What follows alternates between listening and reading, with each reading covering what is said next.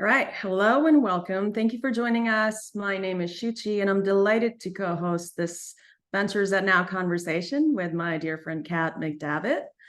We're joined by an incredible group of panelists, and Kat, of course, is here in two capacities, both as my co-host and a panelist. And she's the president of Insenna and CEO at Zoria Foundation. Dr. Ben Zanello, chief medical officer at Best Buy Health.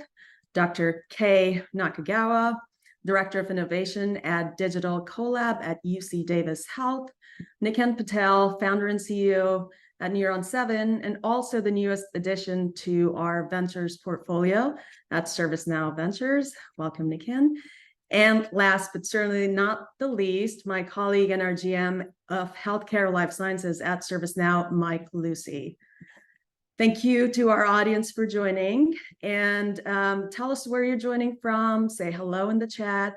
Feel free to chime in with any questions anytime, and we will do our best to address them. The goal for today's conversation is about having an open dialogue with these industry leaders who bring in a diverse set of perspectives and represent both the delivery and the recipient side of care. With that, let's dive in. So the landscape of care is undergoing a significant transformation. Can each of you just take a couple of minutes, tell us about your work, what part of the value chain are you tackling when it comes to care? Maybe Ben, I'll start with you. So Best Buy Health is doing some incredible work in the hospital at home space, perhaps one of the leaders.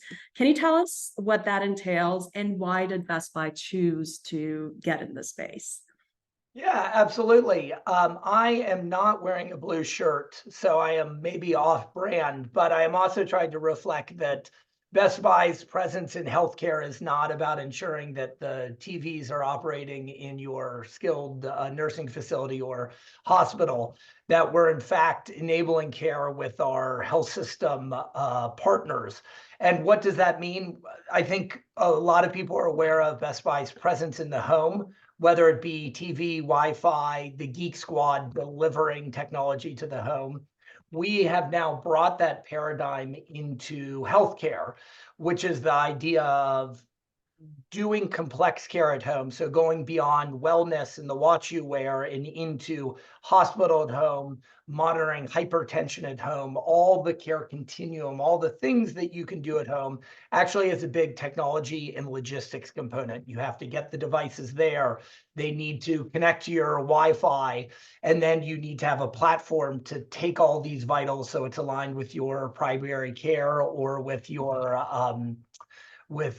hospital partners. So that's essentially what Best Buy is doing. We're using our logistics, our technology platforms, our knowledge of devices, and partnering again with health systems, assisted livings out there to ensure that technology works in the home and is supporting this kind of care continuum of care at home.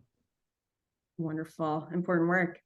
Dr. Kei, you're doing incredible work bringing cutting edge technologies to UC Davis Health. Can you tell us about the Digital Collab and all the digital transformation initiatives you're responsible for and how you're bringing that to fruition?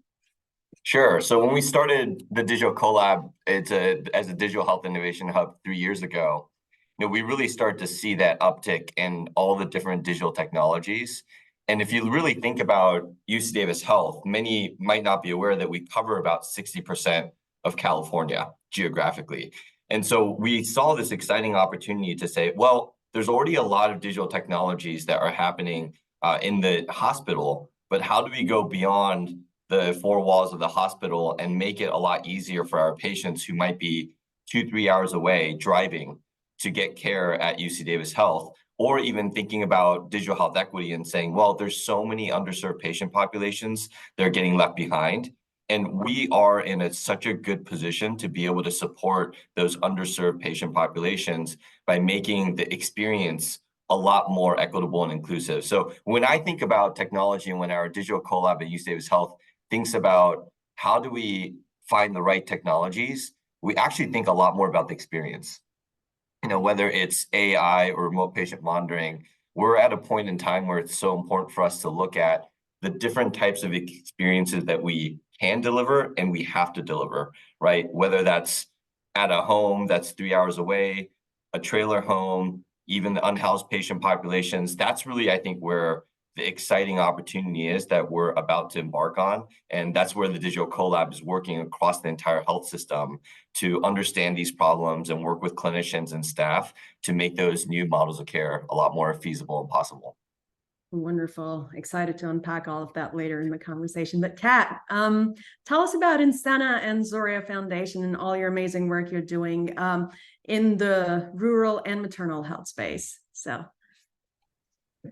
health tech consultancy that primarily works on the state level with Medicaid and public health initiatives to improve patient outcomes on a real population health level.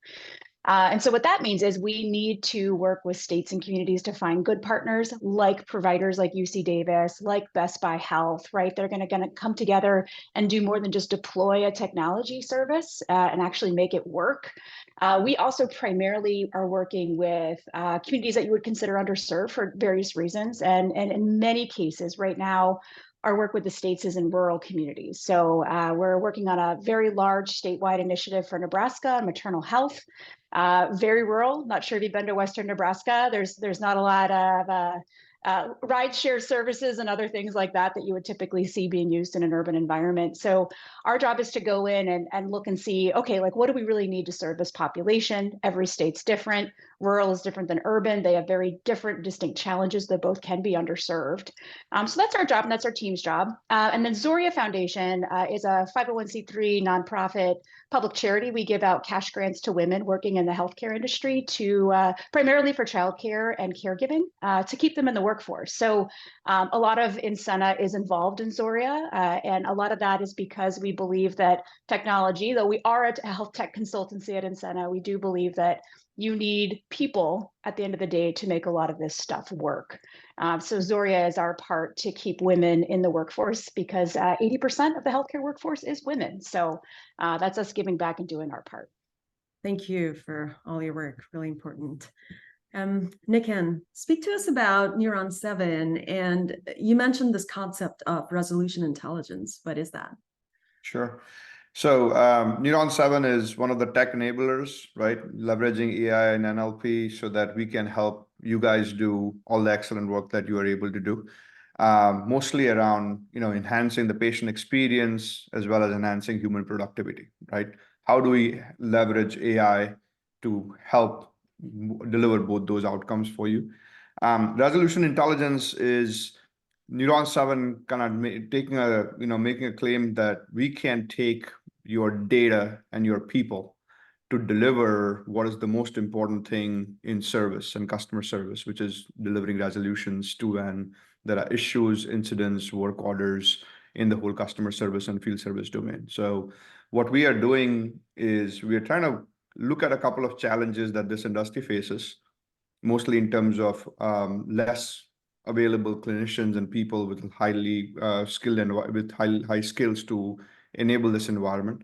And how can we take data and people and the knowledge that is stuck in people's minds and stuck in your data silos to kind of deliver that experience where every single prediction is at the level of your best person who's delivering service to the patient. So that's how we are leveraging AI, and that's what Neuron7 does. Awesome. Thank you. Mike, where does ServiceNow sit in the ecosystem? So I think there's a similar story to what Ben had described, where Best Buy was known for one thing, but taking all of those great assets that they had and bringing them to new environments to have a greater amount of impact. It's been the same journey we've been on for a number of years now. I joined 4 years ago to help accelerate this and look at the additional problems that we could solve for our customers. So I think most people have thought about ServiceNow as a lot of times like this IT ticketing tool, but then we've applied that into a lot of other areas. And so what I've heard just from some of my colleagues here is, hey, it's about opening up access. It's about dealing with the problems about opening up access. And then it's about different parts of the ecosystem working together. In my business over the last couple of years, we've done that in places like in Australia, in the Gold Coast, where giving the technology that allow nurses to extend that out into the field as they're working in their community. We did that in Oslo, Norway, specifically addressing where they had a backlog of 5,000 surgical slots that get wasted in a year. And they were looking for a way to say, it's not about building another hospital. It's actually about making it more efficient. And when a cancellation is going to happen, how do we bring somebody in and backfill that slot? And then in the US market, spent a lot between large health systems, but also extending out into the community. So in a week from now, I'm going to be at our company conference presenting with Laura Caring, talking about using the same technology to go and apply it to bringing caregivers into the home, similar to what Ben was talking about. And so, I think ServiceNow has been on a similar journey, bringing a lot of the things that we really did well in the past to these new environments. And then a lot of it's about educating then the broader environment and saying, what if we could tie these parts of the ecosystem together? What would that new experience be? How could we take out some cost? How could we bring some joy back to the profession? And hopefully, if we do all those things really well, how do we make sure that everybody that needs care gets care? Great, thanks. So each of you work across various clinical initiatives. Where do you see gaps and challenges and opportunities, both from a patient and provider perspective? Maybe, Kat, I'll start with you with all your work that you do with the Medicaid and public health department. What are some of the KPIs that they're looking at? What is that feedback loop like with the patient population? Yeah, so I think in many cases, Medicaid agencies across the country, they're looking to improve specific things in their own populations, but a lot of times there's some similarities. So right now, I mentioned earlier that maternal health is a big initiative, pretty much across the board. Most states have something going on there. Opioid use disorder, behavioral health type initiatives, a lot of interesting things like that. So what I think is interesting to think about, and this, I would love each of the panelists to maybe talk about this a little bit from their perspectives, is when you're working at a big state level initiative, oftentimes the patient doesn't even really know the technology is there.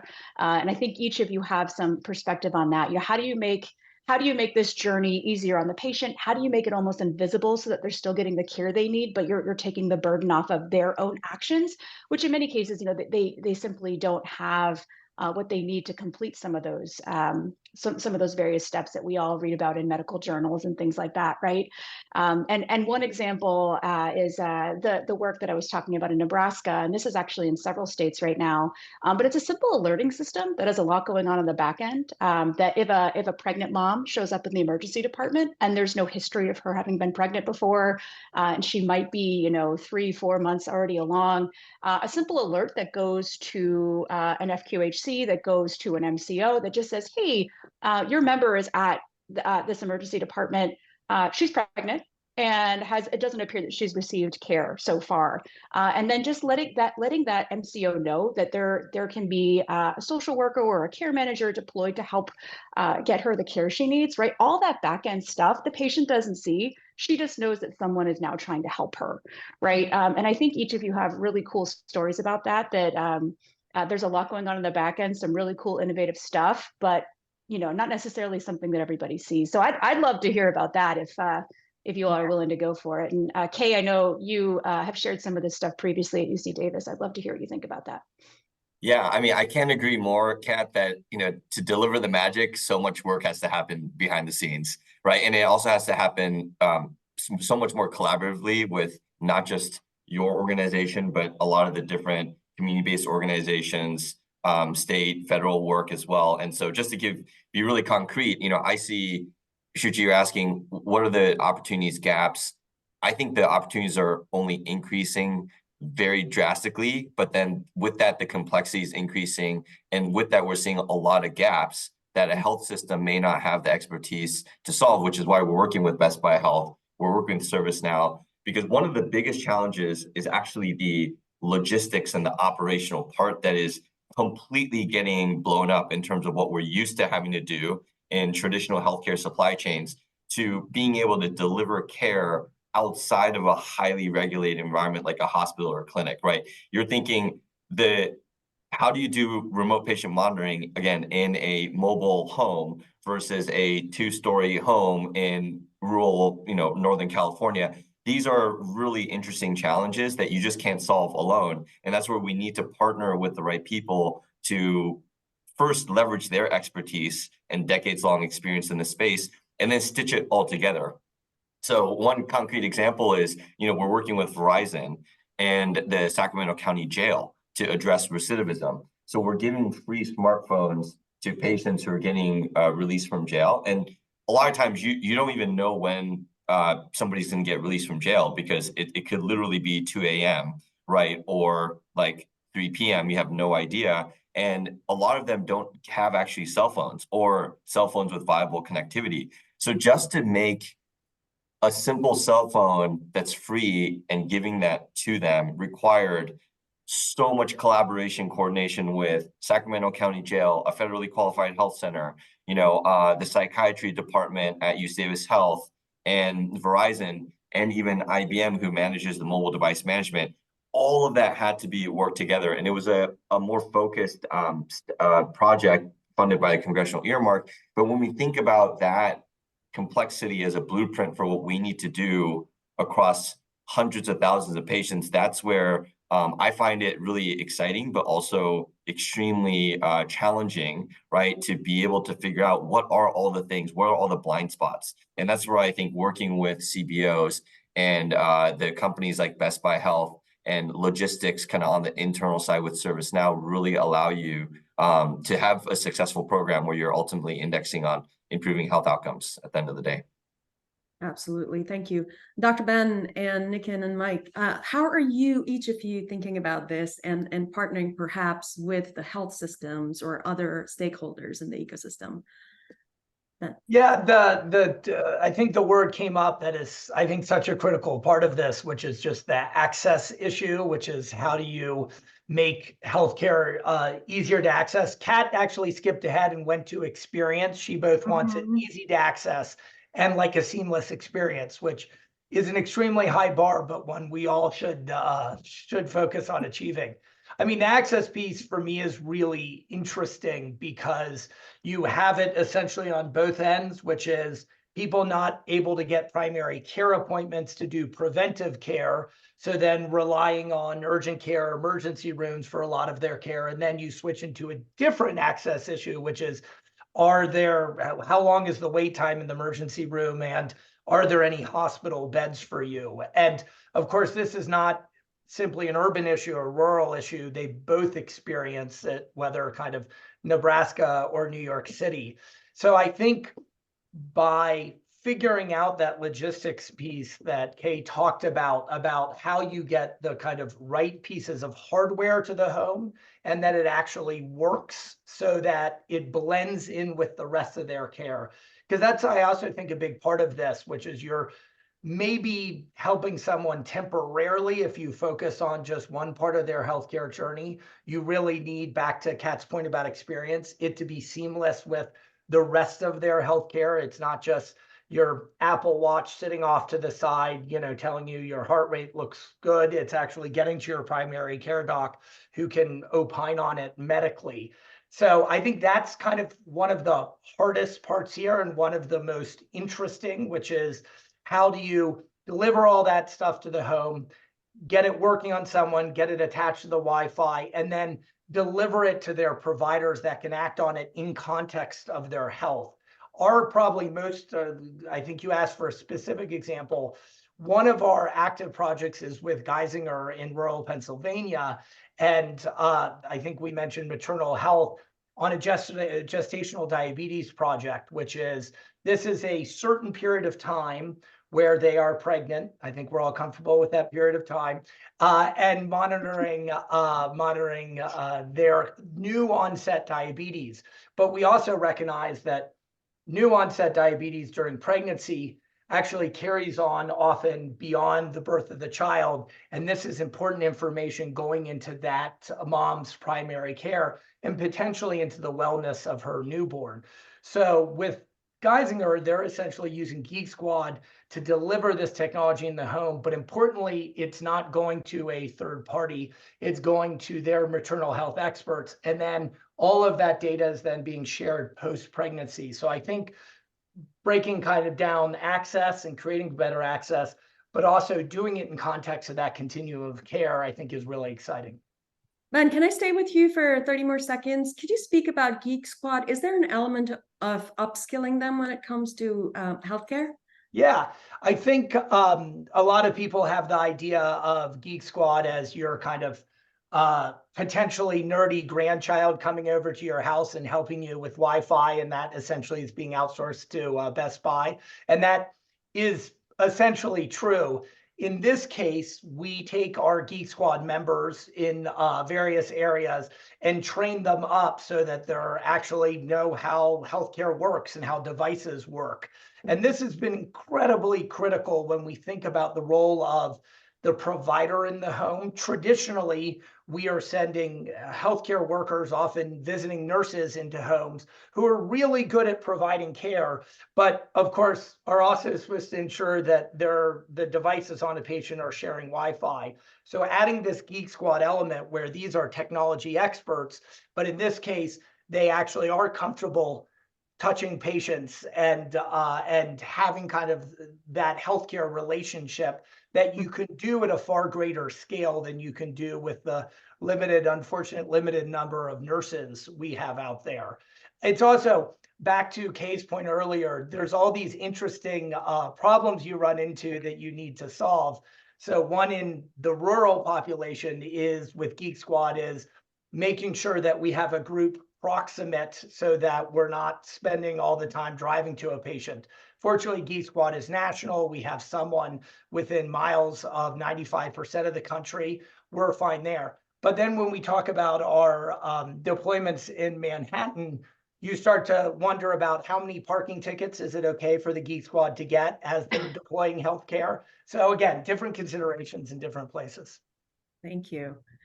Nikin, anything to add? Yeah, so I think I'll think about patient experience. I'll break it down within the hospital or the provider and then at home, right? And the way we are bringing the challenges that we see and the way we are solving it, if you think about a provider, there are critical environments like the operating theater or the ER, where there is multiple devices, multiple appliances coming together, right? So you have CT scanners and MRI machines and everything that uptime there is super important for you to then deliver a great patient's experience, right? A CT scanner going down, and not every single hospital has duplicates CT scanners available, especially in remote areas and stuff like that. So the uptime of these devices are critical for the provider. But now you have a multi-device scenario. So think about the number of models, right? You may have GE Healthcare and Philips and Olympus, all of these different med devices coming together. And there may be product models that are 20 years old in a hospital A versus the latest model in hospital B and stuff like that, right? Especially when you look at the plethora of complexity, the complexity of these devices keeps on going higher and higher. You don't know whether it's a network issue and that's why it's not performing. Is it the device? Is it a software? What is it? So if you think about the complexity that the hospital needs to kind of have the knowledge to fix these things, to keep them up and running, that is where Neuron7 plays a role, where we are trying to go in and say the last 100 times this device had this particular issue, or last 10 times, these were the actual steps taken. And we are literally giving those predictions leveraging AI like a navigation app, right? Just like a navigation app on Google tells you, exactly what to do, go 700 meters, make a right. That's how we give predictions. And now it doesn't matter whether you have somebody who is brand new to these devices or somebody who's a veteran of these devices, right? You just follow the directions and are and the idea is to do this at scale. What was not possible before 3 or 4 years was the at scale prediction. So that human productivity is huge.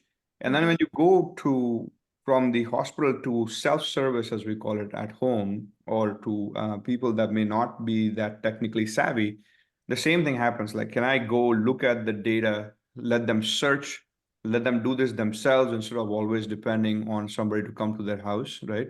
The self-service aspect with patients is going to get super critical as we get into that mode. And I think that is where some of the challenges that are getting solved is pretty mind-boggling. Mike? Sure, I'll touch on experience for Dr. K. We've worked together for a while. I didn't know you were doing the cell phone scenario. We actually are used in much of the California correction system in the healthcare delivery model. So we should follow up with one another and just talk Absolutely. about the handoffs there. Interesting connection point as I was listening. On the experience front,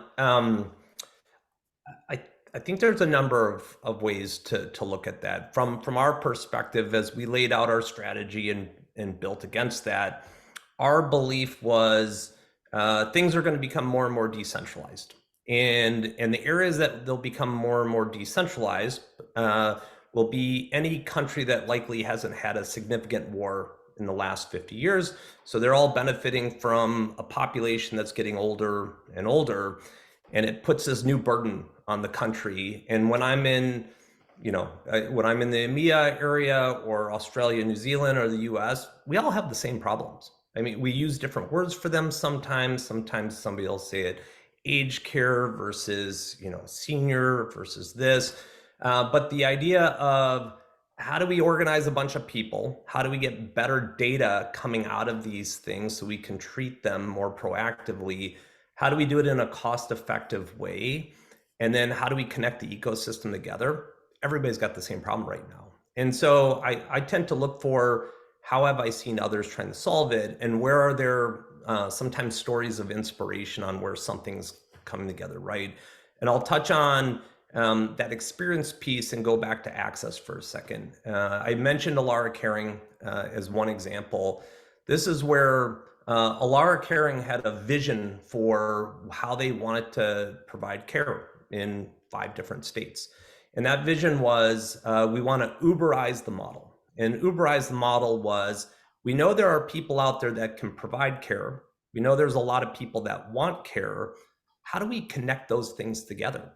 And while we had a number of pieces of the technology to do it, they actually pushed us to go and enhance our technology to come up with like a marketplace model where they could start putting in where care needs to be delivered with where is their capacity, and allow people to start matching themselves up to go get that care.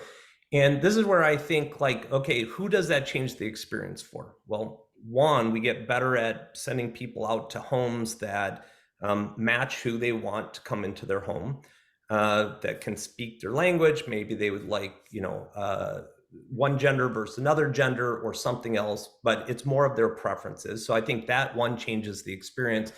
And then the second part is just taking the burden off of the clinicians and the caregivers that are doing this by removing steps, taking out a lot of the inefficiency in that process. And I still believe that that is where we're largely untapped, right? There's a ton of potential there. And I think I shared this, Suchi, with you once before, maybe Kat, in a session that we were in like a year ago. My father-in-law was battling cancer a year and a half ago. And when, for someone, for me, that knows so much about healthcare, as he was diagnosed and he started navigating this, wow, was it crazy complex. Like when you're only going in for a wellness checkup or your throat's sore, like you don't see it. When you go in for something that is life-threatening and you're hoping that somebody has a way to help you, and all of a sudden you're trying to connect 5 different pieces together, from hospital to oncology, you're now sending people to the home, you're hoping that they're going to send a bed to the home, you need oxygen. It was like the amount of errors that took place, unbelievable. I'll give you one real example. A bed is prescribed, sent to his house. He needs oxygen. They don't give all the training. He's laying down in bed. They have oxygen on him. And now he's like hallucinating because he is over oxygenate, right? Like he is good. Like, and they're like, something's really wrong with him. No, like there was lack of training. And so I look at this, when we think about experience, there's one experience of putting the infrastructure in place. There's the next experience of how do we coordinate the workers that we have. And then when we think about the patient, and all of us at some point will unfortunately have to deal with some large event that requires this system to work well together wherever you're at in the world. The reality is it doesn't work great right now. the other part of the reality is if all of us that are attending this call and presenting on this call get it right, it can actually work pretty spectacular for us in the future. So I think experience is kind of low right now. It has the potential to be really much better than it is. And I think that it's a combination of tech ecosystem working together and a bunch of people that aren't afraid to say that sucks. That is a terrible way that we're doing it. Let's fix it. And I know, Ben, on the prep for this call, you had mentioned that it also requires that we don't think that let's just ignore the old part of the system, right? Like you can't just abandon it and say, and we're doing a reset. The thing has to work together. I'm just curious, like when you think about it working together and not abandoning the old system, how do you think it should work together?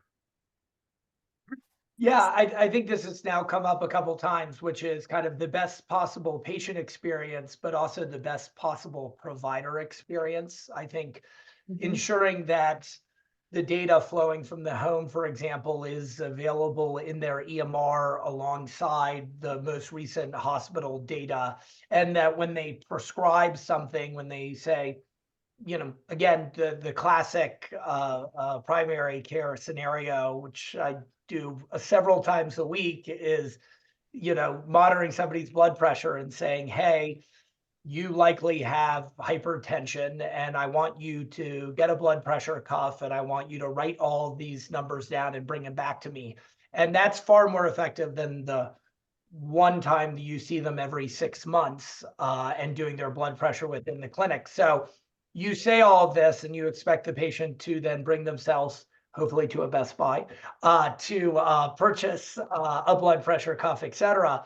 But a much better experience for the patient and a much better experience for the provider is that within my EMR, I'm putting them on a home hypertension program, which then delivers a blood pressure cuff and the training to use it at home, which is then linked to your EMR, and you're seeing all of that data together. Not only, again, is that a better patient experience, it's a better provider experience. And from a quality perspective, you're getting much more data, much better data, and you're able to asynchronously essentially better their care, making some HEDIS measures and, you know, ultimately your quality ratings much higher. So it's a win-win for everyone.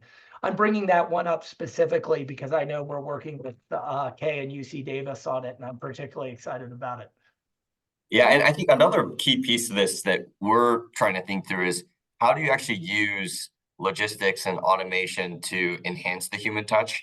Because I feel we have this opposite investment where things that can be automated, right, or even self-service, right, is where so much of the manual effort is actually going into, right? And then the parts where we really want to bring that human touch and that personalized approach front and center, we don't have time for that because we're doing all the stuff that we actually could do in a much more self-service. So, you know, a lot of this is like, you know, with the hypertension program too, you know, there's text messaging that you can do, but ultimately, you know, some of the digital literacy onboarding that the Geek Squad might be able to do, you know, you really want the right person. It's not as simple as just putting the training manual in an LLM and then doing a Gen AI chatbot. Like that might be viable for some patient populations, but I also think there's certain touch points in that experience where you just want to double down on that human touch, right? And I feel like, how do we unlock enough of that old model of with the way we deliver care, right? Where there's just so much time consumed in all these activities, making some of those reduced so that we're unlocking more time for those other investments in that experience. And that's really where I'm the most excited about, is we're kind of at this inflection point where we can make kind of a reformulating the investment of time of certain staff members, right? And are we going to be able to do that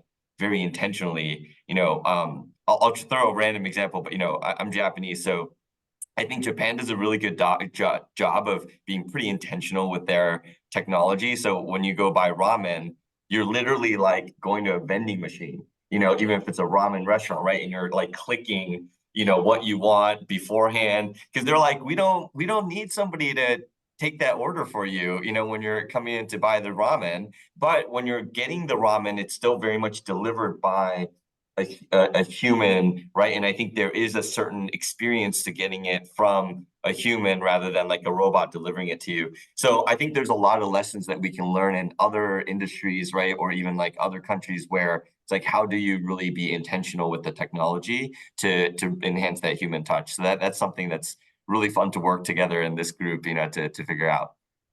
Yeah. Well, Niken, did you have a comment? I just think that, just listening to everybody, the way when we think about products and data and I think the best experiences are delivered where you don't even know what's behind the scenes, what's going on, right? Where proactively in self-service mode, if you can send out text messages during the life cycle of something being delivered, right? And handhold patients. My dad has AFib, right? And so we have Medtronic devices and others where if something happens to that device or we don't even know that it's not monitoring or what have you, there is a very big difference between somebody who's super tech savvy versus not, right? I run an AI company, and then when it comes to my parents, they are super frustrated if they need to do XYZ, where they are, expected to understand how the device works and who to call when and so on and so forth, right? And when you see a difference in experience, when you see Kaiser or whoever, just proactively just guiding them through appointments and changing of the devices or what have you, you can see the pleasure on their faces when it's super easy for them versus something that is not. Like I can literally, since this is the world I come from, I can look at the two brands and say, this is a brand that has made it incredibly easy for my parents to kind of go through their life easy, and this is not. And the main thing is, doesn't matter how complex things are in the back end, they've just made it seamless. And that's why I think ServiceNow is doing some great work where the workflow of a particular experience is super important and not the technology behind the scenes. And it kind of reflects in the brand across everything that the patient interacts with the brand on. Awesome. I see like we have a perfect vision and plan coming together for what the future of care could possibly be and how we all can work together. So thank you all for your thoughts. I do have some really good questions, so maybe we take some of them as we go along. One is, I know incentive is a big question within the healthcare arena. So from Aaron, can you talk about tools that enable providers specifically to optimize billing and be compensated for the great work they do while often at odds with the insurance providers or cartels? Who wants to take that? Dr. K, you or anyone? I can take some of it because I've actually worked on both sides. I actually worked for a very large insurer and looked at the process that was going on inside that environment, and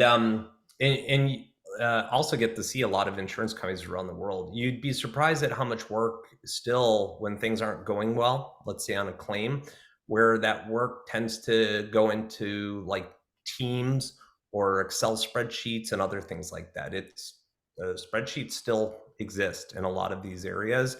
And so I think when we talk about optimizing billing and things like that, one part is upfront making sure that there's less burden on those that are actually doing the work to submit the work that was done. So it's actually correctly submitted and coded. And there's lots of solutions out there that focus on different parts on coding.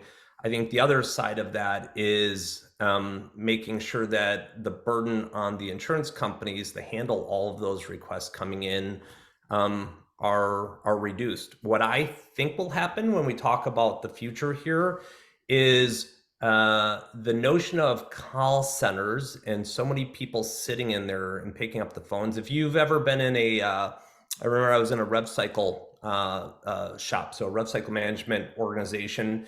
And the person that was working claims on behalf of the provider reaching out to the insurance companies, they had 30 screens open.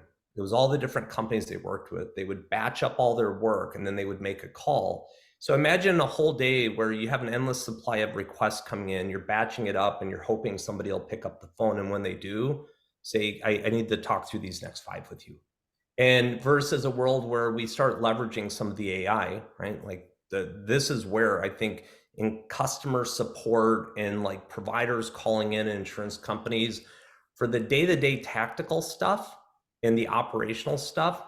I think this is where AI has a tremendous opportunity to take sometimes what is kind of tribal knowledge, right? Like it's in people's minds because they've been doing it a long time, and put it into some type of operational standard and make an impact. So, I know sometimes it feels like there's a battle going on there, and sometimes there is some type of disagreement. I think many times it's just really poor process, and that poor process on both sides is what tends to create arguments and painful relationships. But just my perspective, I'm curious what others on the call have, especially like Dr. K from a provider perspective, a different point of view.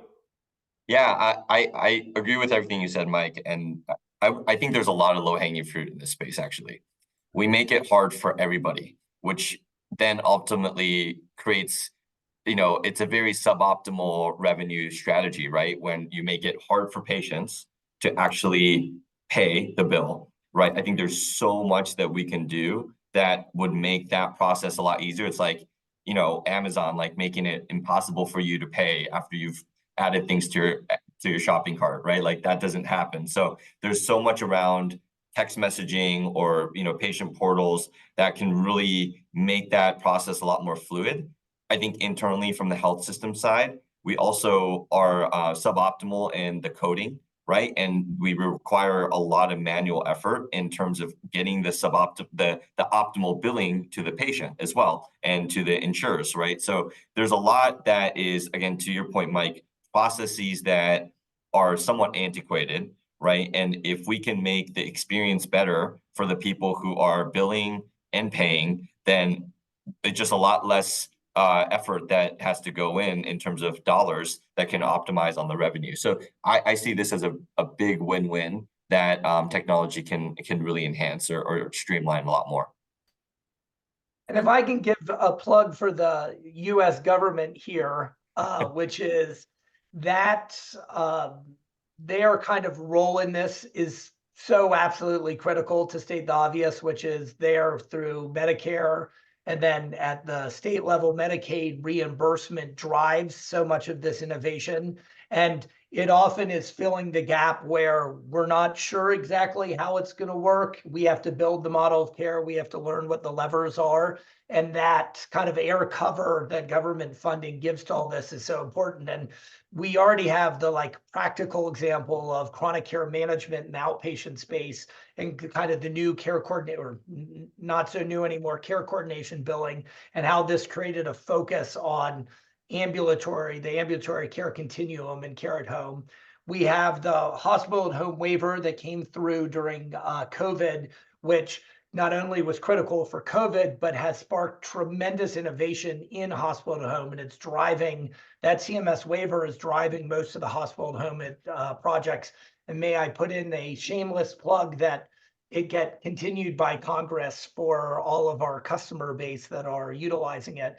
And then there's even some RPM billing codes, again, that are a little less codified and still a little more complicated to use, but an opportunity there. All of that creates momentum in reimbursement so that then the larger insurance carriers can start following that same model. I mean, we've seen this time and time again. You have to create that early incentive, that early momentum. There's going to be a crazy landscape of vendors and everybody filing in, grabbing it for health systems, et cetera, hopefully grabbing it on behalf of health systems, not in conflict with them. And then we have a new model of care. So again, I think that's a really important factor here. Yeah, and I want to add something about, I agree with Mike that this is one area in healthcare. I'm a little bit like AI cynical, just primarily because of the population and focus I have. But I do think revenue cycle is one place that it's immediately useful in healthcare.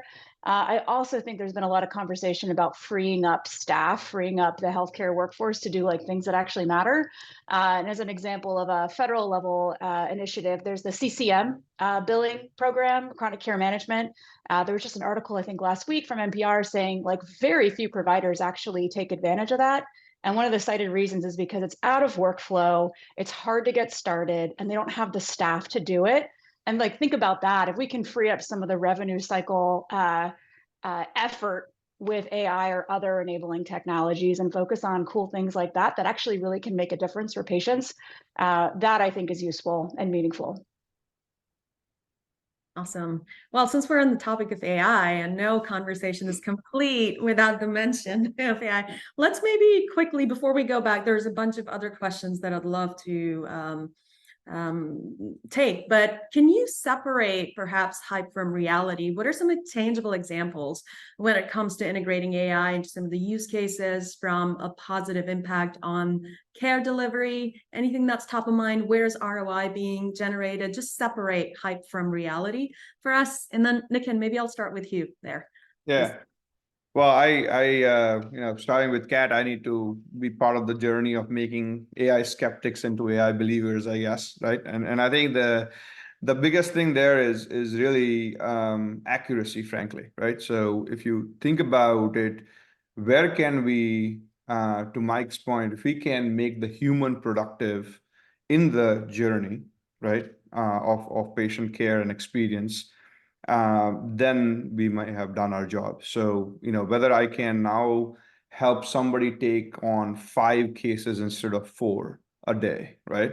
Where you are able to make them more efficient and finding things using search faster. The biggest ROI that we are seeing is definitely around those productivity items, right? So whether it is in a field service environment, where it is field first time fix, increasing first call resolutions in call centers, right? And going from those 30 screens and data silos, right? If you look at a typical healthcare provider or even a medical device company, right?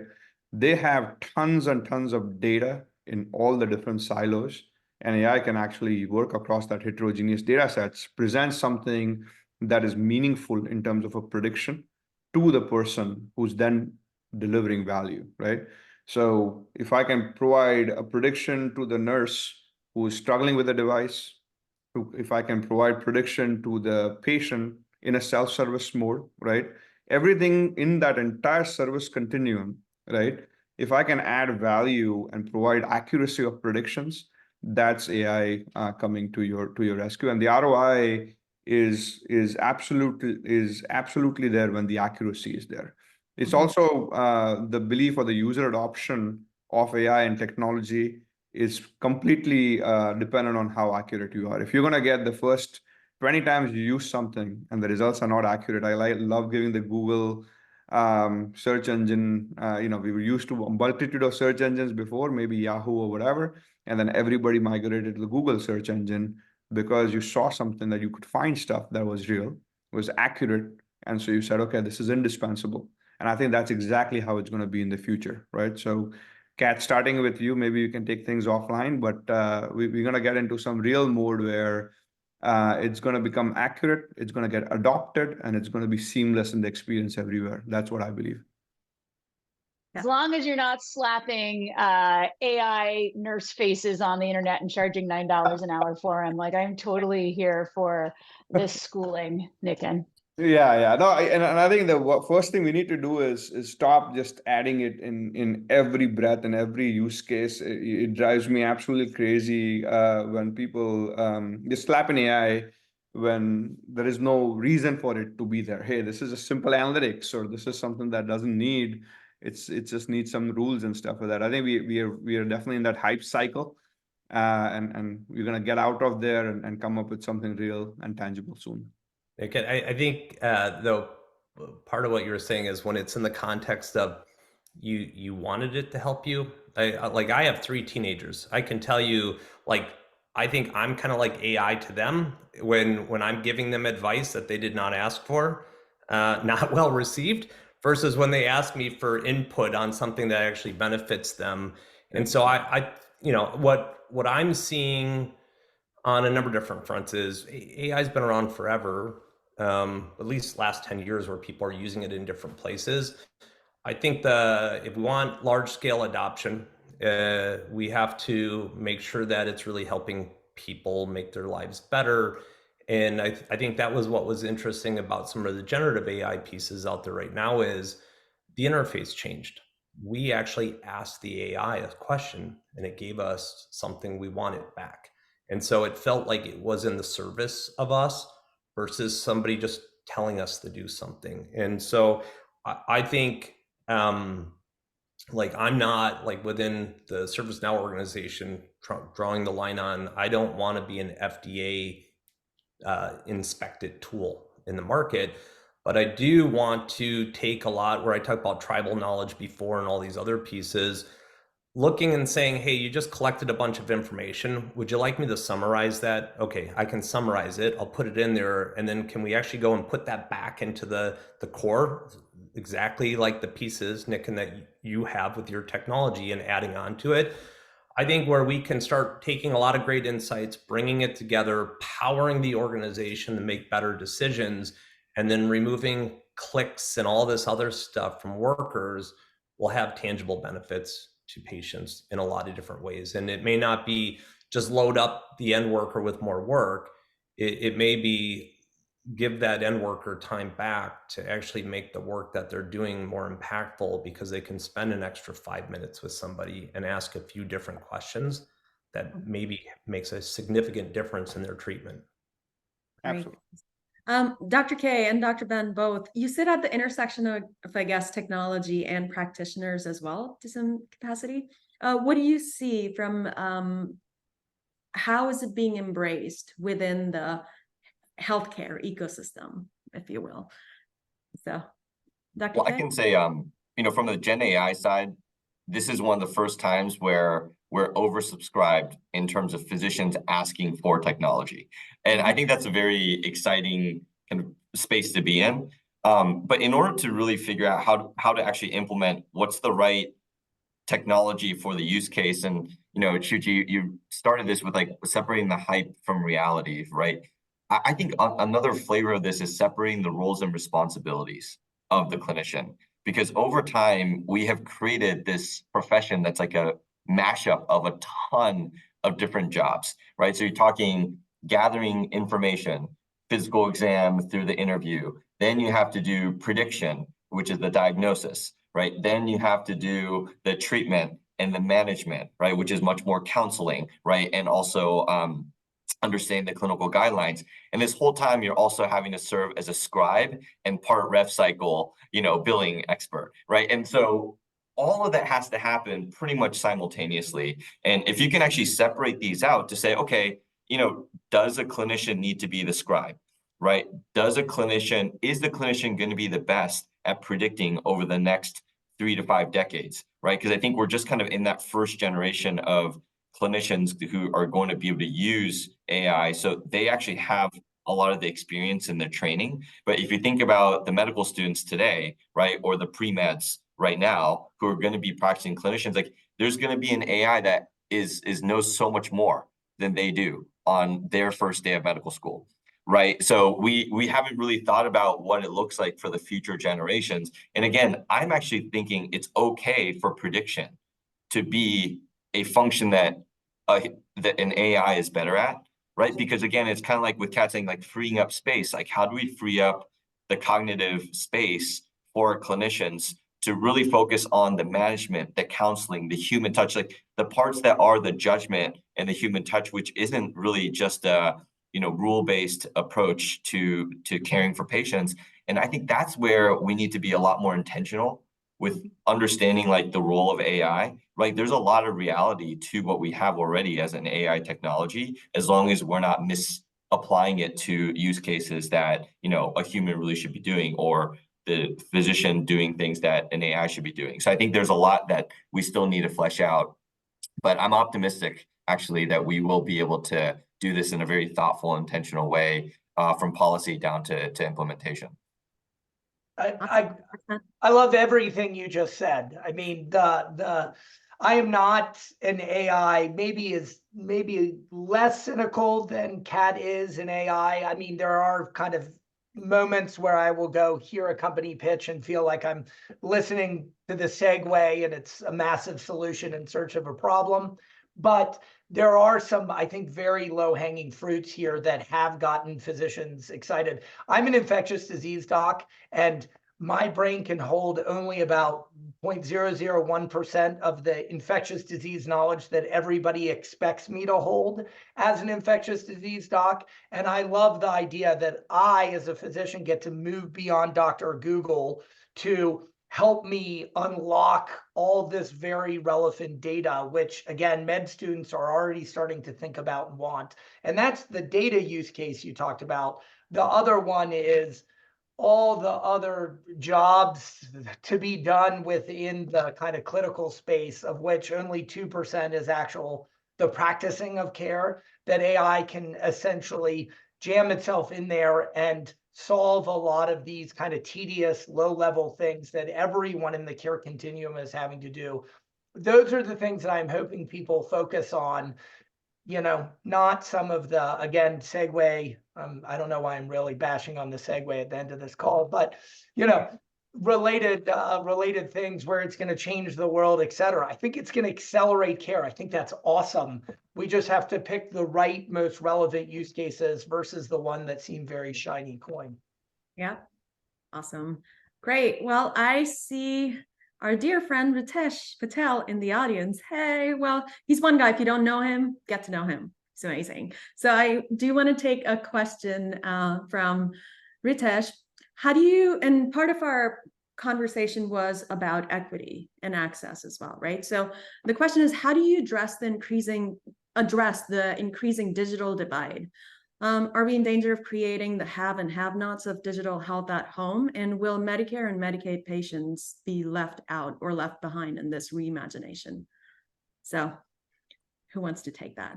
Kat, maybe, yeah? I'll be real fast on this one. So I want to say this. I think Ben kind of said this before, but I'm going to say it in my own way. Like, God bless the states, right? I think a lot of Medicaid programs are really focused on equity.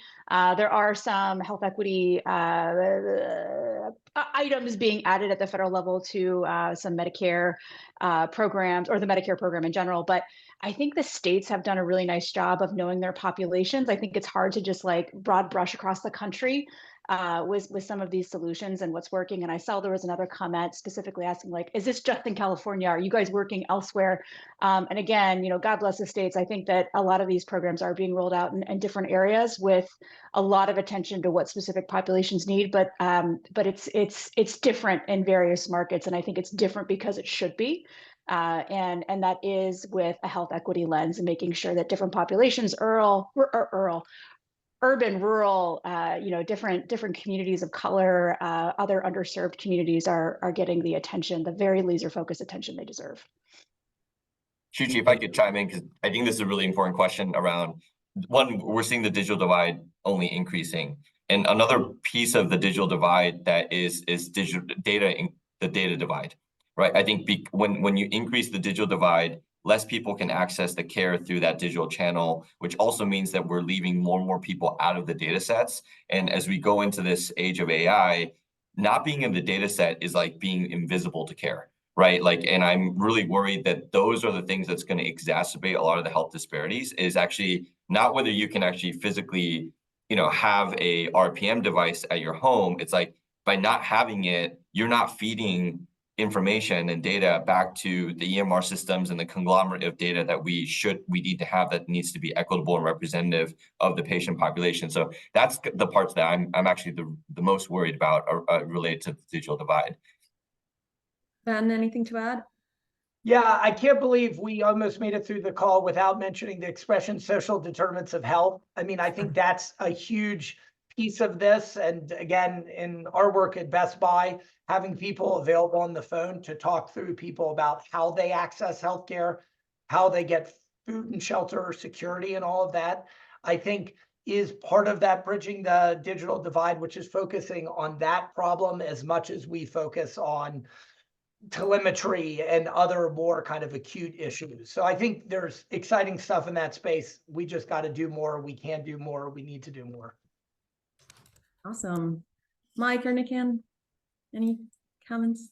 I just add to what Kat said, which is, there is a role for government governments around the world. When I look at some of the innovation that I've had the opportunity to be a part of globally, a lot of those programs were funded by governments. And they stepped in where they said, we don't think the private sector is going to necessarily address this in the timeline that we need. And so we're going to go and help drive an innovation project. So I think government has a role to play there. The other part is, I think also having a great name for a project and leading something goes a long ways as people try to drive innovation. One of our customers in another country, back to Ratish's question around forms, their intake process was terrible. And so they called it their digital liberation project. And I was like, how brilliant, because like anybody that doesn't want to do it, you don't want to liberate this process, right? So it's like picking good names and working together with government as part of that ecosystem matters. Awesome. I'll just say, I think, we have a customer that is a state-sponsored customer, and I don't see them being behind the curve at all in terms of what they're looking for, right? We're working with them to deliver certain experiences and predictions. They call it at the point of impact, right? So while the journey is going on, can I seamlessly, because the humans can't keep the entirety of the data and everything in their mind, right? There's a problem of plenty. Now, can I, at the point of impact, give predictions leveraging AI during the entire customer journey, right? Seamlessly. Sometimes it's a search, sometimes it's actually a prediction. Then there is things like, here's the next likely error that you're going to see, right? This is what's coming down the pipe proactively. Those kind of things being rolled out at the state level makes me super hopeful that there is not going to be that difference between state and non-state providers. Wonderful. Well, as much as I'd love to continue the conversation, I think there's lots to be talked about. This brings us to the end. So thank you all for your time. Thank you for your insights. Really appreciate you being here. And thanks to our audience. And I already see a bunch of great comments. So thank you. Thank you everyone for taking the time. And we'll continue the conversation. So, all right. Take care all. Bye-bye.